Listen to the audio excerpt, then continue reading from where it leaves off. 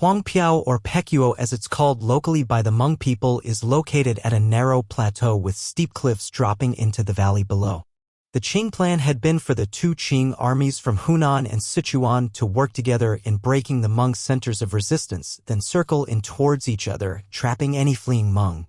While the Qing army of Sichuan won their skirmish against the Hmong, things didn't go well for the Qing army of Hunan at Huang Piao. The Qing army came from the east, from the direction of Wulong district. Hmong forces were gathered on the ridge at Huang Piao under Hmong General Bao Dadu, or as the local call him by his nickname Big Belly Bao. Hmong King Zhang Xiongmei was also there with his personal army to support the fight. When the Qing army came, they suddenly saw hundreds of Hmong banners fringing the hills. The Hmong troops came down from two directions and pushed the Qing troops to the top of the cliff as if they were herding ducks. Many people died down there by that outcrop and down in front. When fresh Qing forces arrived for revenge, the Hmong hid in a cave to the northeast, halfway up a cliff so that they couldn't be reached. The Qing tried to smoke them out but couldn't, so they left.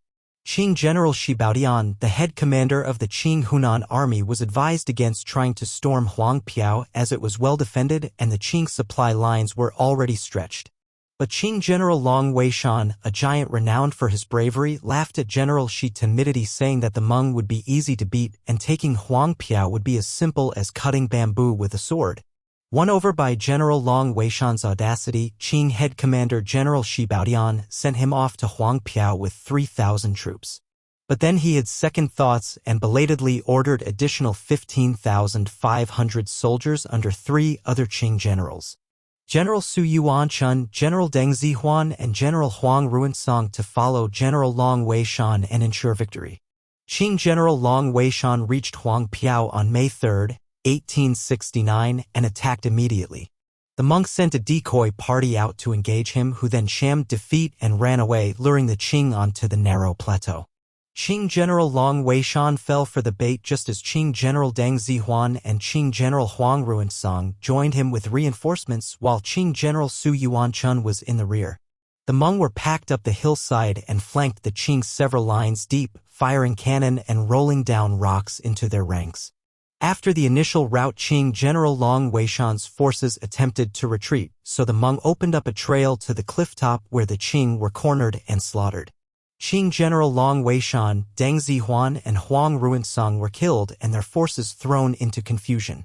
While Qing General Su Yuanchun was injured by cannon trying to rescue survivors but fought on until the following morning, when he managed to escape with a few score of his men. Out of the 18,500 Qing troops that fought at Huang Piao, locals believe that 12,000 were killed, though the official body count was just 3,000, Mini's estimate was 2,000. The higher number is probably based on the number of battalions wiped out in the battle, whose actual personnel might not have been anywhere near their official complement. It was common practice for Qing commanders to greatly overstate the number of enlisted men under their charge so that they could draw pay for these phantom troops. The lower estimate is likely to have been closer to the numbers of bodies recovered, though in this case it's plausible that the number was understated by the Qing in order to downplay the disaster. Since then, local villagers in the area had found many arrowheads scattered around the site, the Qing 2-inch-long arrowhead which both the Qing and Hmong had used during the war, along with old musket. People have also found whole skeletons when they were digging or cutting grass, some skeletons tall with leg and arm bones bigger than an average-sized Hmong male. Whatever the actual number of Qing troops who died at Huang Piao, Hmong General Bao Dada's defeat of the Qing Hunan army set back the reconquest of Guizhou by 18 months or more. Hmong General Bao Dada himself was shot through the thigh around this time and took no further part in the war. In late 1872, after Hmong resistance was effectively ended by the battle at Waipo, a group of disgraced Han Chinese officials revived their careers by luring Bao Dadu and 4 other fugitive Hmong chieftains out of hiding with favorable offers of surrender, only to hand them over to the higher authorities for execution. They were all tortured and beheaded.